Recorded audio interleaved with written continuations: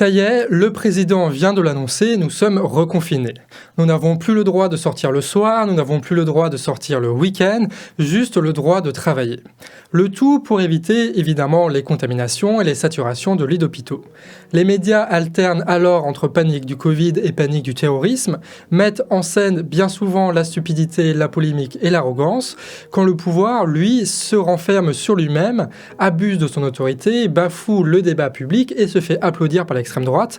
Bref, tout va bien, tout est normal en France. Mais il faut le reconnaître, une fois pris dans l'actualité et le jeu médiatique, l'exceptionnel passe étrangement bien.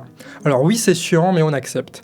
On accepte les restrictions de liberté, on accepte la police dans les rues, la destruction de nos petits commerces, les milliards donnés aux grosses entreprises, les mensonges et les preuves flagrantes d'incompétence. On accepte tout ça car, au fond, que peut-on faire ? C'est la guerre. C'est la guerre contre le terrorisme, c'est la guerre contre l'épidémie, c'est la guerre contre ceux qui veulent être en paix. Alors, on n'a pas le choix, il faut tout accepter, ou bien. La question qui va nous intéresser aujourd'hui, c'est de savoir ce qu'il reste de la Macronie une fois que tu as soustrait d'abord tous les feux d'artifice médiatiques, mais surtout une fois que tu as pris du recul sur cette histoire. Parce que c'est bien joli, le président il a pris la parole à la télé, tout ça, mais ce qui est important vraiment, c'est de comprendre la direction que prend le gouvernement depuis quelques années et surtout comment toutes ces décisions ont amené à un contexte particulier qui est notre réalité aujourd'hui. Et de cette analyse, on va pouvoir déduire certaines choses et comprendre un peu mieux le bordel ambiant. Parce que mine de rien, l'histoire qui se déroule en ce moment, on l'a déjà vécue au début d'année. La situation était telle que la décision du confinement a été prise en catimini, les ministres avaient fait le sale boulot en passant dans les médias, avant que notre président annonce ce que tout le monde savait déjà, le confinement, rendu indispensable par une situation devenue hors de contrôle. Déjà à l'époque comme aujourd'hui, l'important c'était pas de savoir si oui ou non il fallait confiner. L'important c'était de savoir comment est-ce qu'on s'est retrouvé dans une situation où la seule solution viable, c'était le confinement. Parce que cette nécessité-là, elle n'est pas sortie du ciel, elle découle de décisions politiques. Parce qu'en fait, c'est assez facile de faire ce qu'il a fait Macron, de passer à la télé et d'annoncer des mesures comme ça que lui ne va pas forcément subir. Ça demande pas de courage parce que tout le monde peut le faire. Le vrai courage, ça aurait été de prendre la centaine de bonnes décisions qu'il fallait prendre au bon moment avant et qui aura permis peut-être pas d'empêcher le confinement, mais au moins d'adoucir la lutte contre le coronavirus. Et parmi toutes ces décisions, tu en as certaines qui ont été prises juste avant ou pendant le confinement, qu'il faudrait pas oublier et qui permettent de remettre un peu dans le contexte la situation dans laquelle nous sommes. Donc profitons d'être sur Internet pour se poser les bonnes questions. Il était où le courage républicain lorsque la première réunion ministérielle sur le Covid-19 a été utilisée pour organiser et annoncer le 49.3 sur les retraites ? Où était l'intégrité lorsque, à la veille du confinement, 10 ministres essentiels participaient aux élections municipales ? Où était l'amour pour les soignants quand le gouvernement renforçait la politique de destruction de l'hôpital public ? Lorsque les soignants affichaient un géant SOS au CHU de Caen après une grève historique d'1 an sans aucun résultat. Ou alors lorsque la Macronie a supprimé plus de 4000 lits par des politiques libérales. Où était le goût pour la souveraineté de la France quand on est devenu incapable, à force de délocalisation, de produire des masques, des tests et même des blouses. On n'a pas vu Le Maire et sa cape de ministre empêcher un groupe américain de détruire une usine de masques à Plaintel, ou encore d'empêcher BlackRock d'envoyer les bulldozers dans la plus grande usine de bouteilles d'oxygène d'Europe. Et finalement, où était l'amour de la France quand le gouvernement a refusé d'imposer une taxe sur les dividendes sur les entreprises du CAC 40 qui, en plein confinement, versaient des milliards d'euros à ses actionnaires ? La désindustrialisation et la destruction de l'État-providence a rendu impossible toute autre politique qu'un confinement moyenâgeux. Toutes ces décisions qui ont mené à cette obligation, elles ont été consciemment prises et à de multiples reprises, tout simplement pour favoriser les plus riches de ce pays qui ont directement financé la campagne d'Emmanuel Macron et l'ont fait élire grâce aux médias dociles. Et cette contradiction entre le dogme libéral et la nécessité de s'organiser face à la crise, et aussi la responsabilité que portait le gouvernement dans tout ce bordel, ça a poussé le pouvoir à un certain mea culpa de façade. Tu sais, c'est tout le délire de reconstruire une France indépendante et souveraine, d'organiser la solidarité, de faire en sorte de revaloriser les travailleurs essentiels. Le printemps, le jour d'après, tout ça... Ça n'a pas manqué. En quelques mois, les scandales se multiplièrent. On a retrouvé notre ministre de la Justice faire pression sur les juges pour favoriser Sarkozy. On a vu le gouvernement se servir d'une députée fusil pour faire passer une loi de censure politique sur Internet. Et enfin, on a vu Darmanin changer la pratique du maintien de l'ordre pour réprimer les journalistes indépendants. Les policiers se sont retrouvés à la veille du confinement à déloger des ZAD et l'administration a retiré du chômage partiel les personnes vulnérables, alors que précisément quelques jours avant, le président lui-même justifiait le couvre-feu par la défense de ces mêmes personnes. Le budget à l'Assemblée nationale reconfirme la politique de l'offre et la renforce même de plusieurs milliards grâce à une baisse d'impôts sur les entreprises. Il n'y a aucune distinction entre les PME et les 440 et évidemment, il n'y a aucune contrainte imposée à ces entreprises et ça malgré les récents rapports qui montrent l'inefficacité de ces mesures. De l'argent public qui ira directement financer les dividendes d'entreprises qui n'ont aucune considération écologique ou sociale. L'indécence est même jusqu'à les faire payer l'accès aux urgences qui ne donnerait pas lieu à une hospitalisation. Mais le gouvernement a aussi utilisé la situation pour remettre sur le tapis des sujets sociaux, vu quand même que c'était le bon moment de le faire, jusqu'à briser le tabou de la loi retraite. C'est là une tendance de fond de la Macronie en réalité, c'est qu'à chaque crise, à chaque choc, le gouvernement réaffirme sa politique, accélère les processus de néolibéralisation, et ça sans évidemment se remettre en cause du tout, ce qui l'oblige parfois à dire tout et son contraire. Et ça c'est très visible avec les prises de parole d'Emmanuel Macron, parce qu'il a répété je ne sais combien de fois qu'il avait changé, et tout ça dans un lyrisme et une dramaturgie un petit peu exagérée, alors que très concrètement, rien n'a changé, tout s'est aggravé. Donc c'est juste du foutage de gueule. Et ça, tout le monde l'a compris, ce qui veut dire que la parole de l'État, aujourd'hui, ne vaut plus rien. Et c'est là où tu remarques que les conséquences de cette ingérence politique vont très loin. Et évidemment, au lieu de l'assumer, le pouvoir politique va s'en servir comme un outil pour nous diviser et pour nous faire peur. Une méfiance qui brise l'unité du pays et qui va se matérialiser comme en Italie où des manifestations se multiplient contre le confinement. Alors évidemment, il y a plein d'autres facteurs et d'autres mouvements qui alimentent cette contestation, mais beaucoup de choses reposent tout de même sur la perte de crédit des gouvernants. Que deviendraient des mouvements comme QAnon dans une France démocratique qui aurait trouvé une solution paisible aux injustices sociales? On se méfie aussi du gouvernant parce qu'avec lui, faut dire, on a un passif. Le foutage de gueule, notamment pendant les Gilets jaunes, avait déjà convaincu pas mal de monde. Et le cas exemplaire des masques, d'abord moqués puis rendus obligatoires jusqu'à l'indécence, est indiscutable. La Macronie improvise et préfère mentir ouvertement plutôt que se remettre en cause. Sans crédibilité, sans cohérence, sans respect, le gouvernement est alors obligé d'user de la police pour se faire respecter. Et quand on arrive dans une situation où un pouvoir préfère la police plutôt que la remise en cause et le débat public, ça veut dire qu'il y a certes des soucis, l'épidémie, tout ça, mais il n'y a pas que ça. Il y a un vrai problème d'organisation des pouvoirs. Faut dire que les médias, eux aussi, ils ont bien joué leur rôle dans cette affaire, et c'est tout un nouvel article du Monde diplomatique qui est en cause. Pendant le premier confinement, 80% du temps d'antenne était donné au Covid à la télé, avec la pertinence qu'on leur connaît. Pour la presse écrite, ça allait de 50 à 80%. Tout allait comme si finalement il n'y avait que ça d'important, qu'il n'y avait rien d'autre à analyser, rien d'autre à dire. À ça se rajoute aussi le manque de contradiction, notamment au président français, lors de ses allocutions se payant des animateurs plus que dociles. Un matraquage qui a cette qualité de servir à la fois l'audimat alimenté par la peur que le pouvoir qui peut donc gouverner tranquille puisque les clivages et les critiques ne sont qu'à la surface des choses. La peur est alors utilisée comme un moyen de gouverner mais aussi comme un moyen de cliver. C'est-à-dire que ceux qui ont peur, ceux qui paniquent, ce sont ceux qui soutiennent le gouvernement et en opposition, ceux qui s'opposent au gouvernement, ils restent calmes. Ce qui fait qu'on s'est retrouvé dans une situation où le clivage était pas du tout politique, avec des gens calmes qui disaient aux gens agités qu'ils faisaient n'importe quoi, que c'était des moutons, et que les gens agités disaient aux gens calmes que c'était des inconscients et qu'ils allaient tous nous faire crever, quoi. C'est ce qu'on a vu se passer pendant des semaines et des semaines sur nos réseaux sociaux, et il faut dire, c'est pas ce genre de truc qui pousse à la réflexion, ni à l'unité du pays, et encore moins à se poser la question de qui est véritablement responsable de tout ça, et quelle bonne sortie on pourrait trouver à cette crise. S'ensuit donc une logique hystérisation des débats qui a évidemment profité à la Macronie. Mais la peur permet aussi d'axer la stratégie sanitaire sur des gestes individuels. Deux intérêts à cela, dégager la responsabilité de l'échec aux gens, et justifier, comme par magie, l'omniprésence de la police qui va donc réguler nos vies. Des policiers qui vont maintenant devoir assumer toute la colère et la frustration engendrée par le gouvernement. Le Covid devient omniprésent. Intellectuels bourgeois, médias et pouvoirs s'entre-alimentent et créent un sentiment de constante panique, d'urgence, de danger. Si on résume, on a un truc qui ressemble à ça. L'état d'urgence permet d'éliminer le débat parlementaire, la folie médiatique détruit tout débat public, le clivage hystérise et empêche l'éducation populaire, et la police fait respecter l'ordre social édicté par un président dont on ne sait plus vraiment d'où vient sa légitimité. Voici le principal reproche qu'on peut faire à la Macronie, c'est d'avoir sacrifié la démocratie et la République en tant que modèle social, et ça juste pour répondre à des nécessités dont ils sont en partie responsables. Et faire ça en France, c'est quand même assez grave, parce que là, factuellement, on se retrouve avec un régime qui est plus autoritaire que républicain ou démocratique. Mais là, encore une fois, c'est pas juste une seule décision qu'on peut retirer de son contexte et de son histoire.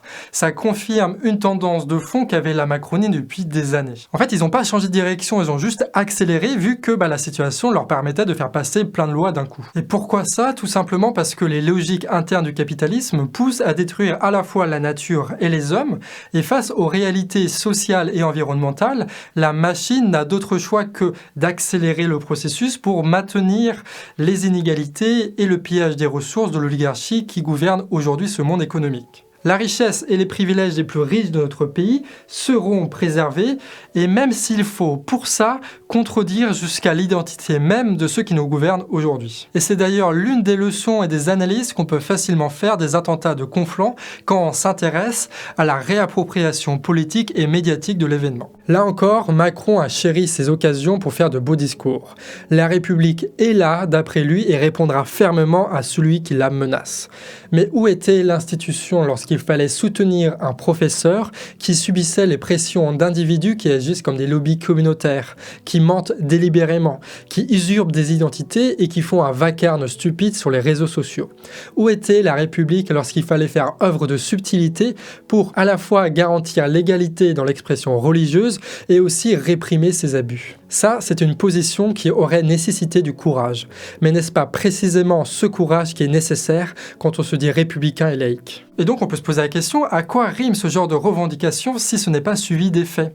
Je veux dire, chaque discours d'hommage à une personne morte dans un attentat, ça devrait être un aveu d'échec, ça devrait être une occasion de se remettre en cause, et pas juste d'affirmer son pouvoir, et pire encore de justifier une dérive autoritaire comme si la punition c'était la seule mécanique de la laïcité en France. Que les choses soient claires, la police n'a pas à être le ciment social de la société française. On mérite beaucoup mieux que ça, sauf qu'un pouvoir qui a perdu toute crédibilité n'a rien d'autre à opposer que la matraque. Et que dire quand le pouvoir ose parler d'islamo-gauchisme, ose accuser l'un des principaux opposants de responsable d'une situation que ce même pouvoir a construit depuis plusieurs décennies? Comment ose-t-il s'en prendre à l'université? Depuis quand sommes-nous tombés aussi bas? Si la nécessité du débat est toujours légitime, ce spectacle grotesque, vulgaire et absurde le rend impossible. Du bruit, de l'agitation, mais aucune excuse pour avoir détruit l'éducation nationale et pour avoir méprisé depuis tant d'années le corps enseignant. Où étaient ces hommages pour Christine Renon, directrice d'école qui s'est suicidée faute d'épuisement à la tâche?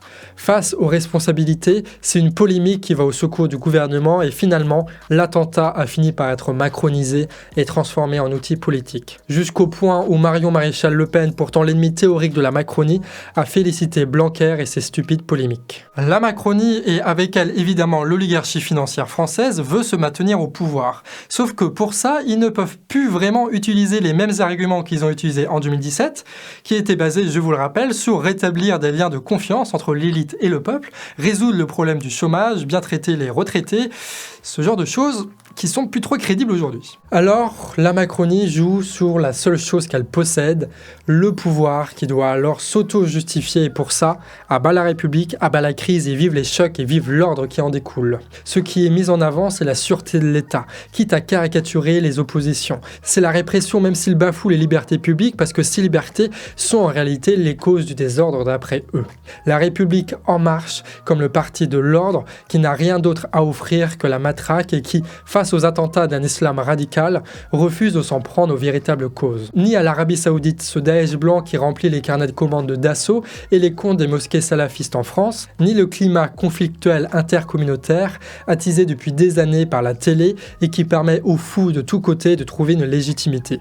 Des compromis partout, sauf dans la servitude à l'oligarchie, évidemment, alors forcément, la Macronie se transforme en ce qu'elle était censée combattre. Il se trouve en réalité que derrière leur dramaturgie, leur discours faussement républicain se cache une lâcheté, car ils abandonnent, et ça pour quelques trouvailles électorales et quelques effets de manche, tout ce que la France est censée être, tout ce que ses représentants doivent normalement incarner. Ce qui fait qu'on se retrouve dans une situation où la seconde vague était une des choses les plus prévisibles qui soit.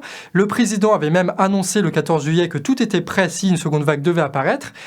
Et on se rend compte qu'en fait, tout est improvisé. Tout est improvisé dans la panique, dans la précipitation, comme à l'habitude de la Macronie. Et pourtant, on a Monsieur Déconfinement en tant que Premier ministre, c'est dire à quel point ça pouvait être pire. Plus de la moitié des soignants est épuisée avant même le reconfinement.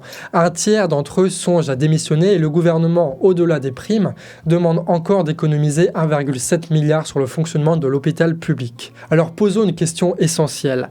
Après un confinement qui aurait dû alerter la 6e puissance mondiale, comment se fait-il qu'on arrive à une situation où 5000 personnes en réanimation suffisent à bloquer les hôpitaux du pays? Bref, rien n'a été préparé, et ça, ce sont des décisions politiques. Et pour ça, on a le droit de demander des comptes au gouvernement, et surtout, il va falloir qu'on essaye de faire une critique à partir de tout ça pour définitivement clôturer le dossier de la Macronie et mettre ça à la poubelle. Parce qu'aujourd'hui, la situation est telle qu'il va falloir trouver de toute façon, quoi qu'il arrive, une sortie vers le haut de cette crise-là. Et pour ça, il va pas falloir compter sur quelqu'un d'autre que le peuple lui-même pour ça, donc c'est notre responsabilité, et il va falloir qu'on agisse en conséquence. Évidemment, malgré toutes les prises de position d'Emmanuel Macron, malgré tous les effets de communication, rien n'a changé et rien ne changera avec ce gouvernement. Quoi qu'il arrive, il continuera à appliquer son programme néolibéral. En somme, il n'y a rien à espérer d'eux, vraiment. Et on a probablement les pires personnes pour nous gouverner dans une telle situation. Pourquoi je dis ça? Parce que c'est justement dans ces situations de crise qu'on se rend compte de la véritable vertu des gouvernants. Et ceux qui n'arrivent pas à sauvegarder la République, la démocratie et le calme, même s'il y a une épidémie, même s'il y a un attentat, ces gens-là ne méritent tout simplement pas de gouverner notre pays. Et au niveau de la critique, il ne faut pas se tromper parce que, évidemment, on ne peut pas reprocher au gouvernement de n'avoir rien fait ou d'avoir été à l'origine de l'épidémie. On n'a pas de preuve là-dessus, donc on ne peut pas dire ça tout simplement. Et j'irai même plus loin, et là il y a peut-être des gens qui ne seront pas d'accord, mais on ne peut même pas leur reprocher d'avoir mis en place le confinement, d'avoir pris cette décision unique-là. Pourquoi je dis ça, et c'est le sens de cette vidéo, c'est que l'important, c'est pas juste une décision prise isolément hors dehors de son contexte. L'important, la question fondamentale, c'est celle de l'idéologie qui a gouverné pendant des années, et c'est la place du gouvernement dans ce qu'on appelle la lutte des classes. Tant qu'un gouvernement servira les intérêts des plus riches, il sera l'ennemi du peuple, et il profitera de chaque occasion pour renforcer ce rapport de force et se mettre au service de ceux qui l'ont fait élire grâce aux médias de masse. Et c'est ça pour moi l'un des signes de l'effondrement de la Macronie. C'est pas forcément la décision qui a été prise, c'est la certitude dans laquelle sont plongés nos dirigeants. On sait qu'ils iront jusqu'au bout. Qu'importe ce qui se passe, qu'importe la situation, qu'importe les événements, ils s'en serviront pour renforcer leur pouvoir et ils n'ont rien de tabou. Enfin, rien d'autre que la remise en cause du rapport de domination dans la lutte des classes. Ce qui fait qu'aujourd'hui, on se retrouve dans une situation où on a juste le droit de travailler. On n'a plus le droit de loisirs, de discuter, de faire de la politique, de faire des manifestations. On n'a plus le droit de rien faire, si ce n'est produire de la marchandise. Ce qui fait qu'on est dans une situation quand même un peu particulière où nos droits sociaux ont été largement attaqués et que ça va être très compliqué d'aller reconquérir tout ça. Parce qu'évidemment, l'exceptionnel va devenir la règle au bout d'un moment. Et cette situation-là, elle va montrer une chose comme une évidence, c'est qu'on ne va pas pouvoir faire autrement que de penser l'avenir en tant que rupture radicale avec le gouvernement actuel, avec le néolibéralisme et avec l'autoritarisme sociétal. Et c'est d'ailleurs peut-être là notre sortie vers le haut, de faire de la Macronie une critique définitive pour justifier la seule chose qui va nous permettre de répondre réellement aux injustices sociales et environnementales, la révolution. Une révolution qui soit évidemment citoyenne, qui soit pacifique dans le meilleur des cas, mais qui cache surtout en son cœur l'éducation populaire et l'intelligence collective pour faire en sorte de faire mûrir le mouvement social pour qu'il soit inarrêtable pour l'oligarchie et que rien ne vienne s'opposer au peuple. Parce que pendant que chez nous, à la télé, ça tourne en boucle avec CNews et Zemmour et tout ça, la Bolivie a, elle, contré un coup d'État américain et le Chili vient de voter pour l'établissement d'une constituante citoyenne aux grandes dames de BlackRock et autres fonds de pension qui avaient pourtant privatisé leurs retraites. Des solutions existent, mais pour ça, il faut encore récupérer le peu de temps que nous avons pour l'investir dans une chose plus belle et plus constructive que ce que nous propose la télé, la radio et les médias de milliardaires. Il faut sortir la tête de l'eau pour échapper au pire que certains fous nous planifient dans l'ombre des ministères.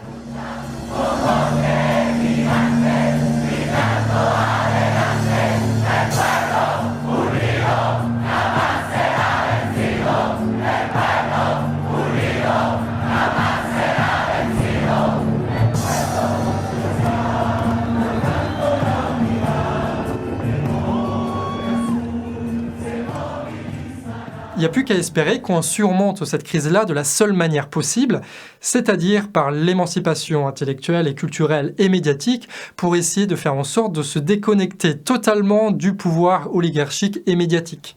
Parce que c'est comme ça qu'ils nous tiennent. Parce que tout ce que j'ai dit là, énoncé depuis le début, ce serait très probablement pas arrivé si on arrêtait tous de regarder la télé et si on s'occupait soi-même de notre éducation politique. En attendant, vous êtes sur Internet, profitez-en bien et on se retrouve pour de prochaines vidéos sur le Canard Réfractaire. C'est tous les lundis, les mercredis et les vendredis. Des bisous.